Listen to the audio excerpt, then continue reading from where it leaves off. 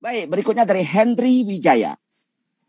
Mohon sarannya untuk orang awam, bagaimana cara mencari guru meditasi yang benar dan tidak menjadi korban salah arah dari guru meditasi yang salah. Nah, Bante, ini pertanyaan banyak orang juga sebetulnya, Bante. Silakan, Bante.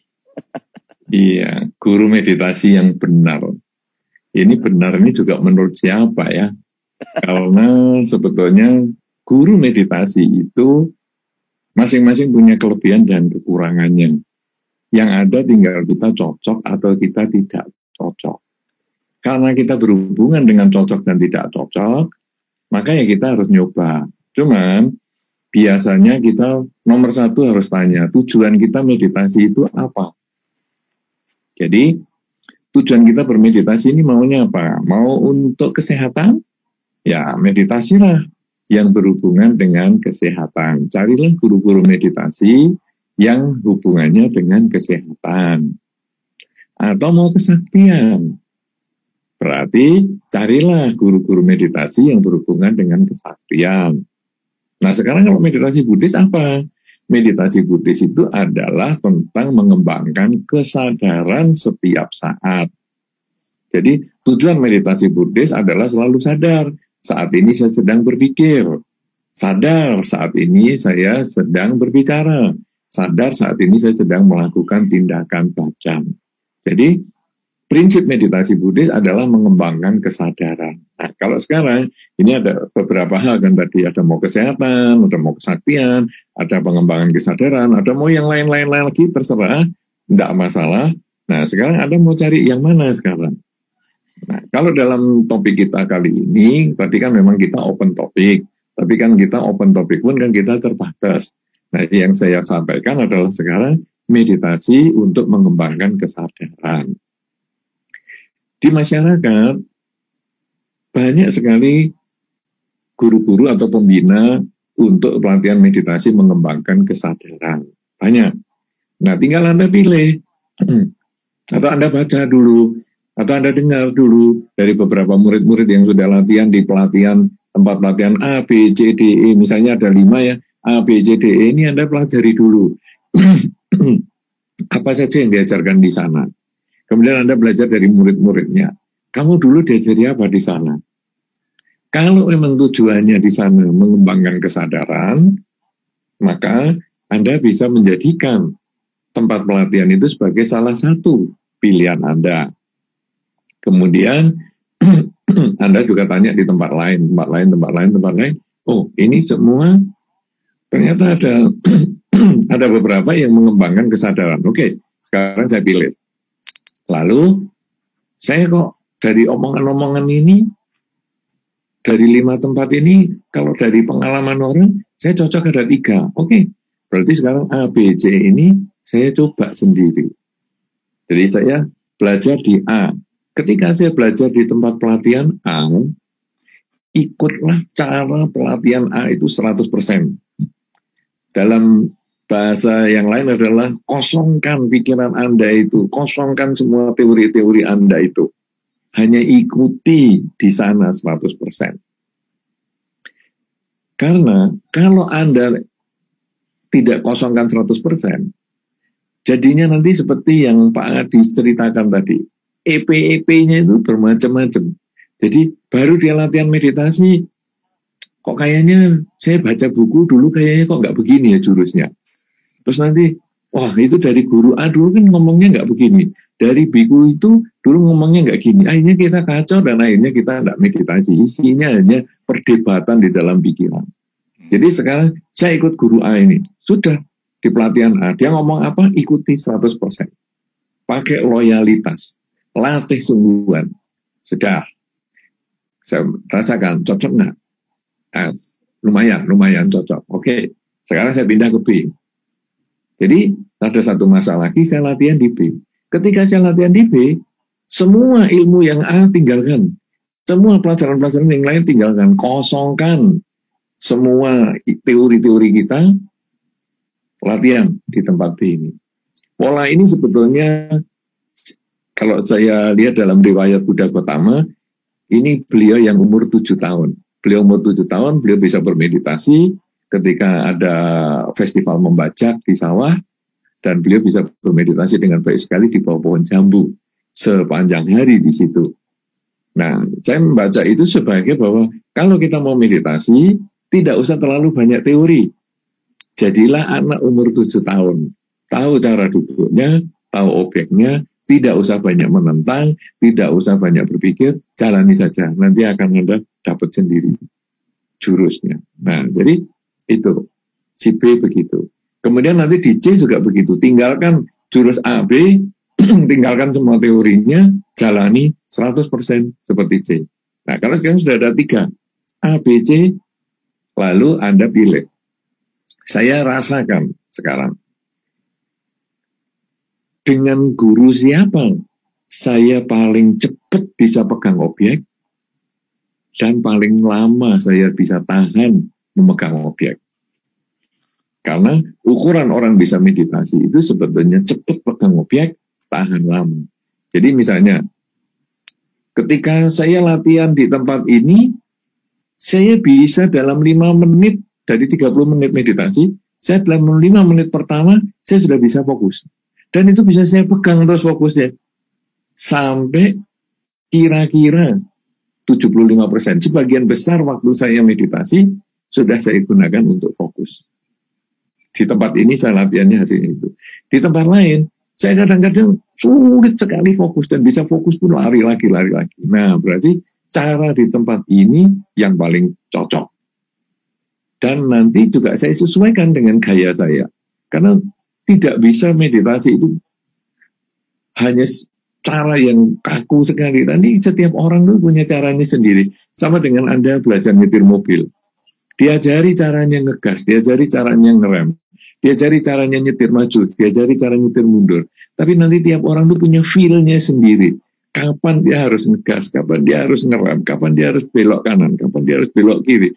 Dia ada feel-nya sendiri. Tiap orang punya, demikian pula meditasi. Jurusnya sama, cara duduknya, pegang objeknya sama. Tetapi nanti feel-nya tiap orang itu berbeda. Nah, kalau Anda sudah ketemu, oh dengan cara di sini, ini yang paling tepat. Bagi saya, paling cepat pegang objek, tahan lama. Ya sudah, Anda pakai terus dan dilatih terus. Dan meditasi itu adalah keterampilan. Artinya keterampilan, Anda membutuhkan latihan secara rutin dan disiplin terus-menerus. Jadi, jam terbang ini penting sekali. Kalau Anda jam terbangnya kurang, maka hasil yang Anda peroleh pun nanti juga tidak maksimal. Tapi kalau Anda rajin, rutin, disiplin, ulet, semangat, maka nanti hasilnya pun akan baik. Anda yang sudah tadi cepat pegang objek, tahan lama, itu akan bisa dipertahankan, dikembangkan untuk waktu yang lama. Ya, jadi ini disebut keterampilan karena manusia itu badan bisa dilatih. Dulu, kalau Anda lihat bayi, dari bayi nggak bisa belajar, nggak bisa jalan, kemudian dilatih, dia bisa jalan. Kemudian sudah dewasa, tidak bisa berenang, dilatih, bisa berenang. Jadi badan ini juga latihan. Tapi nanti sudah lama bisa berenang, tuh nggak berenang, nyemplung kolam renang, latihan. Waduh, itu juga rasanya capek sekali. Karena sudah lama tidak latihan. Ya, jadi kalau latihan terus, maka prestasinya makin meningkat. Kemudian ucapan. Dulu bayi nggak bisa ngomong. Kemudian dilatih, bisa ngomong. Ya, papa, mama, dan selanjutnya. Semakin dewasa, dia bisa dilatih bahasa asing. Itu semua adalah latihan. Tapi nanti bahasa asing nggak pernah dipakai, juga dia lupa.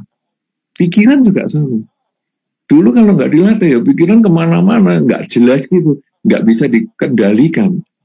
Tapi begitu bisa dikendalikan, nanti harus dilatih, dipertahankan, terus-menerus. Sampai nanti akhirnya dia menjadi terampil sekali. Ini semua latihan, pikiran juga latihan. Makanya meditasi, cara memilih guru adalah semua guru sebetulnya punya kelebihan dan kekurangan. Karena dia jalurnya masing-masing. Tapi kita lihat tujuannya. Kalau tujuannya untuk mengembangkan kesadaran, kalau di dalam Dharma adalah mengembangkan kesadaran setiap saat, waktu kita berpikir, berbicara, dan bertindak, maka pilihlah. Di dalam masyarakat ini banyak sekali, kalau perlu tanya pengalaman dari orang, dan nanti Anda buktikan sendiri. Dan yang paling cocok, cepat pegang objek tahan lama, itulah yang menurut Anda paling tepat. Obat bagi Anda belum tentu obat untuk orang lain. Bisa racun untuk orang lain. Sebaliknya, racun untuk Anda mungkin obat untuk orang lain. Begitu. Silahkan, Pak Po. Luar biasa ya. Jadi mudah-mudahan sudah menjawab. Jadi kata kuncinya adalah memilih guru adalah masalah kecocokan ya Bante ya. Ya. Dan jangan lupa kita beradventure, berpetualang dari satu guru ke guru yang lain. Mungkin tadi Bante sudah dengan sangat bijaksana mengatakan guru mungkin ada minus plusnya. Bante ya, di sini mungkin kelebihannya ada, di sini kurang di sini dan seterusnya. Jadi Anda yang harus bereksplorasi, melatih pikiran tadi. Kalau Anda baca bab 3 Dhammapada itu ada 11 ayat loh. 33 sampai 43 itu mengenai pikiran, semua Anda baca di situ. Jadi Anda tahu bagaimana cara nanti mengondisikan pikiran Anda supaya tenang ya. Baik, sebelum ke Salindia berikutnya, ini ada satu pertanyaan Bante. Ini karena kemanusiaan, ini saya mau bacakan pertanyaan ini Bante. Ya. Jadi ayah saya berumur 89 tahun. Sudah bed rest 11 tahun. Dulu pernah pendarahan di kepala. Hasil MRI atau MRI 2 hari lalu ada tumor yang cukup besar di kepalanya. Dan keadaan kesehatan saat ini fungsi ginjal menurun. Kami tidak bisa bertanya pada Papa apa yang dia inginkan karena Papa tidak bisa berkomunikasi, namun sadar kami anak-anaknya ingin yang terbaik untuk Papa kami. Tapi bingung dengan keputusan yang terbaik apa yang bagus untuk Papa kami. Mohon pendapat Bante apa yang sebaiknya kami lakukan. Maha Anumodana. Silakan Bante, ini dari Padang Sidempuan, Sumatera Utara. Ya, jadi memang ketika menghadapi orang tua yang sakit seperti ini, apalagi sudah sulit diajak berkomunikasi, sebetulnya sebagai anak-anak tetap seperti yang tadi sudah disampaikan sendiri, yaitu berupaya semaksimal mungkin. Karena sudah tidak bisa ditanya, Bapak maunya apa, ya sekarang anak hanya berupaya secara medis semaksimal mungkin. Supaya kalaupun mungkin orang tua masih lama untuk tidak bisa diajak komunikasi, tapi minimal anak masih punya kesempatan lebih lama untuk berbuat baik kepada orang tua. Karena orang tua kita secara biologis, yaitu orang tua yang membuat kita lahir di dunia ini, hanya satu, yaitu ayah dan ibu kita. Kalau mau orang tua yang merawat kita dan lain sebagainya itu banyak sekali ya, yang ibu tiri, bapak tiri dan lain sebagainya banyak. Tapi yang secara biologis itu hanya 2 orang ini saja, yaitu satu ayah dan satu ibu. Kalau mereka meninggal, maka di dunia ini sudah tidak ada lagi ayah yang biologis ataupun ibu yang biologis di dunia ini. Nah, jadi sekarang kalau ini ayah Anda, dan Anda kemudian punya tekad dengan keluarga Anda, saya harus merawat atau memberikan yang terbaik untuk orang tua. Ya, itu lakukan semaksimal mungkin. Entah pengobatan, entah apa, lakukan yang terbaik. Karena bagaimanapun juga ini kesempatan anak membantu orang tua. Ini kesempatan anak berbuat baik kepada orang tua. Dulu ketika kita masih bayi, orang tua juga pada umumnya berusaha semaksimal mungkin untuk menjaga dan membesarkan kita sampai hari ini, bahkan memberikan pendidikan, memberikan makanan, perawat, dan lain sebagainya ketika kita sakit, sampai kita besar seperti hari ini. Maka sekarang, ketika orang tua sudah makin tidak mandiri, inilah kewajiban kita membalas jasa kepada orang tua. Karena dalam Dharma, orang yang sulit ditemui adalah ketika orang bisa mengingat jasa seseorang dan berusaha membalas jasa kebajikan ini semaksimal mungkin. Jadi ketika kita ingat orang tua kita yang dulu pernah berjasa kepada kita, bahwa orang tua yang kita pun belum melakukan apa-apa, dia sudah menanam jasa. Ini juga orang yang sulit ditemui. Orang yang selain orang yang mengenal jasa, mau membalas jasa, juga orang yang mau berbuat baik kepada orang lain sebelum orang lain itu baik kepada kita. Ketika kita bayi, kita belum bisa berbuat baik kepada orang tua, tapi orang tua sudah mendahului berbuat baik kepada kita. Nah, sekarang setelah orang tua sudah tidak mampu apa-apa, inilah kewajiban kita untuk membalas jasa kebajikannya dengan merawat dia sebaik-baiknya sampai akhir kehidupan. Kemudian kalau pertanyaan itu dikembangkan, bagaimana kalau kita sekarang meminta doa kepada para Bante supaya dipercepat jalannya orang tua saya? Sebaiknya jangan dilakukan. Orang tua sakit, kalau para biku datang membacakan parita adalah untuk kebahagiaan yang sakit. Bahagia dalam bentuk menjadi sehat, atau bahagia ketika dia bisa menerima kenyataan sakitnya masih berkepanjangan, atau bahagia karena dia sebentar lagi kemudian sudah terlahir di alam bahagia, itu urusan lain. Tapi jangan mengundang biku atau pandita atau umat untuk mendoakan supaya cepat jalannya. Ini orang tua saya sudah sakit lama, Bante, kasihan. Tolong dibacakan doa biar cepat jalannya. Maaf, kita bukan Al-Bujo. Kalau cepat meninggal itu karma buruk kalian, karena Anda anak kepengen anak orang tua segera meninggal, itu karma buruk. Lebih baik kalau Bante tolong dibacakan parita untuk orang tua saya, supaya orang tua saya bahagia dalam bentuk apapun juga. Kita akan bacakan, karena mungkin sakit pun dia bahagia dengan tenang, dia menyadari ya sudahlah anak-anakku masih mau merawat saya, atau nanti cepat sembuh, atau juga akan terlahir di alam lain. Ya, itu. Jadi prinsipnya lakukan yang terbaik untuk orang tua Anda. Obatkan dia yang terbaik untuk orang tua Anda semaksimal mungkin. Bante, secara spiritual Bante, apakah bisa melakukan kebajikan atas nama orang tuanya misalnya, atau hal-hal seperti itu sejenisnya Bante? Nah, kalau sebetulnya berbuat baik atas nama orang tua itu, kalau di dalam Dhamma biasanya untuk orang yang sudah meninggal, yang disebut pelimpahan jasa, ya. Jadi misalnya, semoga dengan perbaikan lewat pikiran, ucapan, dan perilaku yang sudah saya lakukan hari ini, semoga mendiang bisa terlahir di alam bahagia. Itu biasanya kalau sudah meninggal. Tetapi di dalam tradisi Buddhis, ada juga yang melakukan semacam pelimpahan jasa untuk orang yang belum meninggal. Karena umat Buddha kan punya keinginan juga. Kalau hanya meninggal saja kan repot. Jadi sekarang bagaimana? Nah, ini tradisi ya, di dalam beberapa pelajaran Dhamma kok saya belum lihat, tapi di dalam tradisi berkembang. Yaitu misalnya, saya kepingin orang tua saya sehat. Ya, supaya saya masih punya kesempatan untuk membantu, merawat, dan lain sebagainya. Jadi, semoga dengan kebaikan yang saya lakukan dengan pikiran, ucapan, dan perilaku saya, akan membuahkan kebahagiaan kepada saya. Dalam bentuk orang tua saya sehat. Ayah dan ibu saya sehat. Jadi, karma baik yang kita lakukan itu kan buahnya sebetulnya kepada diri kita.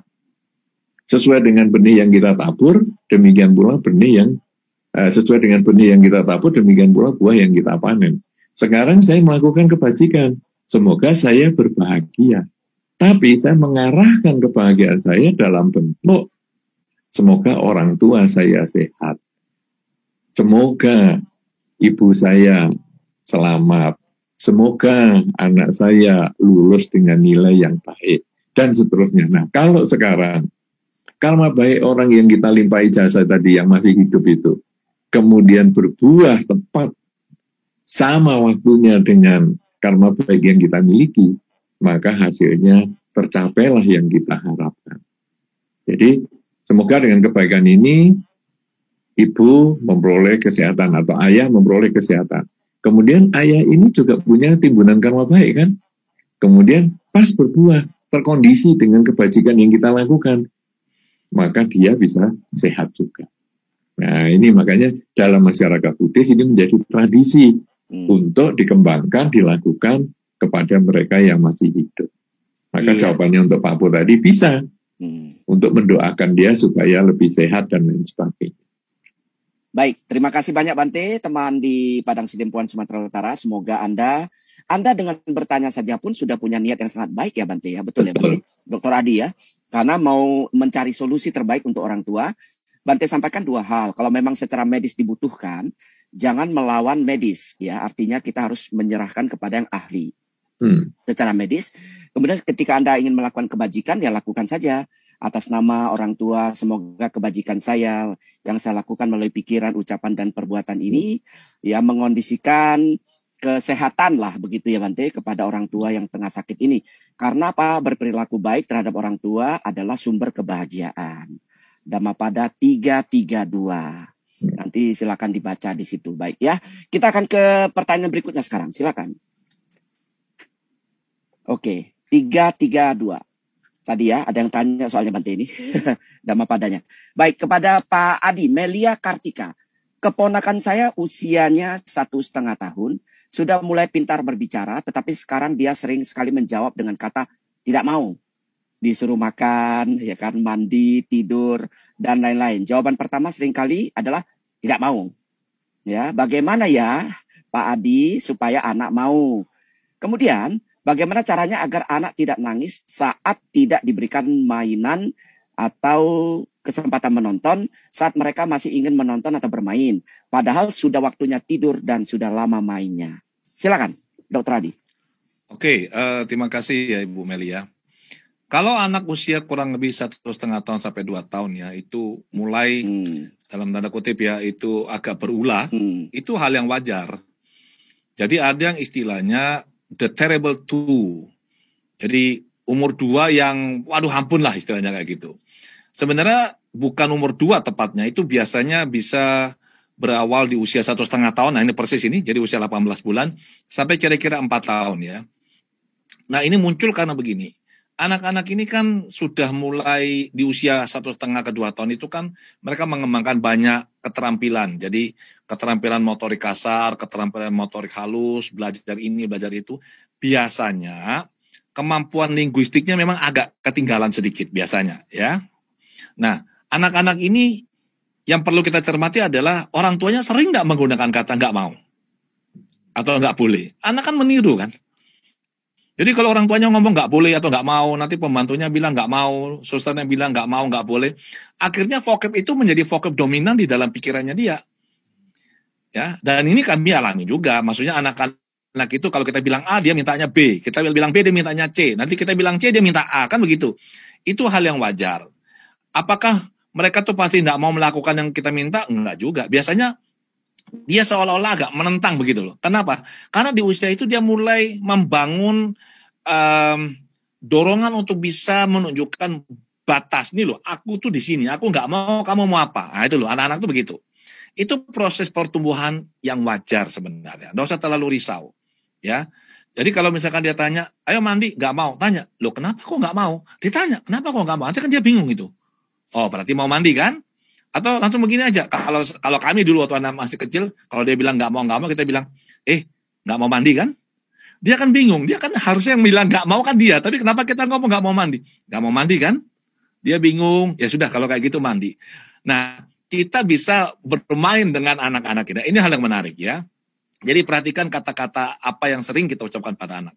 Yang kedua, soal kalau mereka itu nangis atau ya rewel kalau nggak dikasih nonton TV atau main game, saran saya ya bagi teman-teman siapapun Anda yang mengikuti acara ini langsung di Zoom maupun di YouTube ya. Kalau anak masih kecil, please tolong ya jangan kasih game. Ya, screen time-nya itu dia lihat screen itu kalau bisa seminim mungkin. Anak butuh stimulasi yang seperti zaman kami dulu itu. Buku, kasih buku, jangan e-book, buku yang bisa dipegang, banyak gambar, banyak warna, dan kita cerita. Di situ kita menstimulasi visualnya, auditorinya, kita memberikan dia bahasa. Nah, anak-anak sekarang ini anak-anak yang terlalu kecil dipaparkan kepada banyak sekali game atau video. Ya, film. Saya pernah cerita di Facebook saya itu saya tulis, saya sama keluarga kapan hari makan di sebuah depot ya. Kami duduk sambil setelah order kami nunggu makan dan kami mengamati ada satu keluarga datang duduk di depan kami. Anaknya menghadap ke sini. Anak ini kira-kira cuma sekitar 10 bulan, 11 bulan. Anak ini tuh hebat loh. Anak ini tenang, sama sekali tidak melakukan halangan. Dia cuma duduk tenang, manis. Saya bilang sama istri, hebat ini ya keluarga ini ya. Mamanya nih mendidiknya bagus banget. Kenapa? Anak ini di usia yang 10 bulan ini mindful. Tenang sekali. Dan selama kurang lebih 22 menit itu sama sekali nggak pernah diajak bicara sama ibunya. Sampai akhirnya saya tahu anak ini dikasih nonton apa, video atau film. Jadi ada HP mamanya di depannya, saya nggak kelihatan HP-nya tadi. Dan pada saat dikasih makan itu anak itu mamanya panggil, dia noleh tapi matanya tetap ke HP. Jadi begini, itu dikasih makan. Gini. Anak mulai kecil diajar untuk tidak mindful. Makan, tidak diajak ngomong, dan fokusnya hanya kepada game. Jadi ini sebuah kondisi yang tidak baik. Kalau anak ini terlalu sering dikasih tontonan seperti itu, dari apa yang saya temukan ya, yang saya temui juga di klien-klien saya, anak-anak ini banyak yang mengalami speech delay, terlambat bicara. Kenapa? Ya dia nggak ada stimulasi gitu loh. Kemudian mengenai tidur, ya kalau ceritanya anak tuh sudah nontonnya lama, kemudian tuh disuruh berhenti, ya jelas nggak mau lah. Ya, kita orang tua kalau nonton film lagi tegang-tegang gitu tiba-tiba suruh mandi pasti ngamuk. Wis, jangankan anak kecil, kita aja orang tua marah kok. Bener gak? Wah, ini lagi seru-seru, ini lagi tembak-tembakan, ini lagi kejar-kejaran sama musuhnya lagi. Wah, nonton itu loh. Fast and Furious 9 misalkan. Wah, lagi setir. Tiba-tiba istri datang. Ya, Pak Po ya, istrinya Pak Po datang kemudian dimatikan. Tuh, ayo mandi. Itu bisa terjadi perang dunia keempat itu, tau nggak? Kenapa? Karena kita lagi merasakan nikmat, diputus, itu pasti marah itu orang itu. Sama dengan anak kecil. Jadi saran saya, screen time-nya itu dibatasi. Jangan kasih dia nonton, apalagi nih layarnya HP ini kan kecil nih, jadi kan dia susah fokus begitu, mata bisa rusak. Dan biasakan dia itu tidurnya itu disiplin. Jam berapa dia tidur, karena anak kecil butuh keteraturan untuk membentuk dirinya dia. Konstruksi diri anak itu dibentuk melalui kebiasaan, pembiasaan, atau pembiaran. Kalau dibiarkan seperti itu, dia akan terbentuk seperti itu. Dibiasakan baik, dia akan menjadi anak yang baik. Jadi, tidak ada ceritanya anak itu nonton film atau main game itu sampai 1-2 jam, apalagi baru 1,5 tahun. Itu tidak bisa. Ya, jadi itu pesan saya bagi Anda orang tua. Demikian Pak Po, terima kasih. Iya, sudah dijawab dengan panjang kali lebar jadi luas ya. Silakan nanti Anda mencerna sendiri. Kalau dirasa terlalu cepat jawaban dari Dr. Adi ataupun Bante tadi, silakan banyak minum air supaya diencerkan. Ya, terlalu padat, konsentratnya tinggi, ya diencerkan pelan-pelan ya. Atau nonton ulang. Kan nanti akan di-share ya kan ya. Di YouTube-nya Adi W. Gunawan ya. Baik, kepada seluruh penonton yang ada di Zoom maupun di YouTube, kami ingatkan sekali lagi, jangan lupa nanti bisa subscribe ya di kanalnya Adi W. Gunawan. Ya, Bante Utamo tadi nama kanal YouTube-nya apa Bante? Bodigiri Balerejo. Bodigiri Balerejo, itu silakan di subscribe. Saya punya langsung nama Poni Jan Liao. Kemudian di Instagram adiwgunawan.id dan Instagramnya timnya Bante Utamo namanya Bodigiri, yang Instagramnya saya yaitu Poni Jan Liao, Instagramnya Christine Liu ya Christine Liu ya. Silakan di follow.